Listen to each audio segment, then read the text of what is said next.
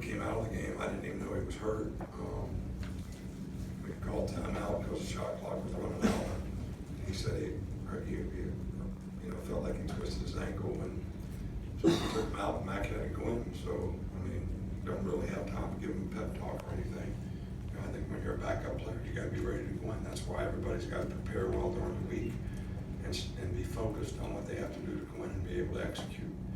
And, we'll try to get, Mac doing the things that he can do well, and we got a lot of good players on offense, and try to feature what they can do to help them. Right over there. What do you think of the movement you got from your offensive line tonight?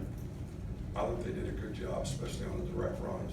We seemed to have more trouble running the ball on the edges. We couldn't run the ball on the edges, but the direct runs were really good for us. And when you do that, that means that people up front are getting moving on people, and the backs are hitting the north and south. And I thought they did a really good job from that standpoint. Stay over there with James.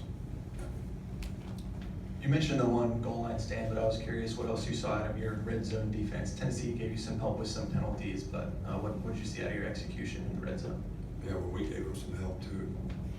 So we had a couple pass interferences on third down that, probably wouldn't have been balls that they would have caught.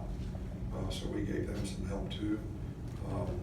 Obviously, the big penalty was the roughing the passer that kept the drive going, and we all went down and went up to 28. So, look, I didn't see it. I was watching the coverage and the routes and all that, so I can't comment on the call at all. There were a lot of penalties in the game. It's something that we've really been emphasizing with our players, but we didn't have a lot of undisciplined penalties in this game.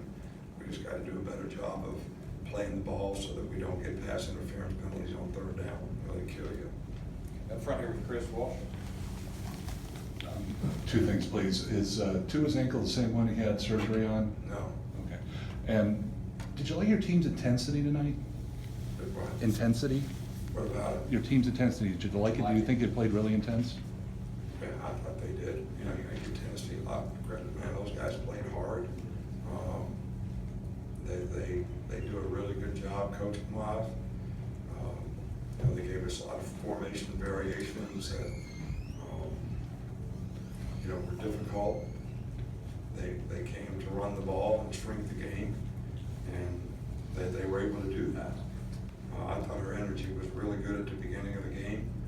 We came out and scored, right, and then we're ready to score again. Stop 3 and out to start the game, and I think our guys, grinded it out and competed. It was a tough game, so I know the expectation is you think we're going to go out there and score 58 points on everybody, and nobody's going to make a first down, and I don't think that's realistic. It's our goal to try to be perfect. That's what we shoot for all the time, and we know that's impossible. But somewhere along the line, we just hope we can get to being excellent, right? And we're not there yet. We got a lot of young players playing out there in a lot of positions, and it's a work in progress to try to get them to play better.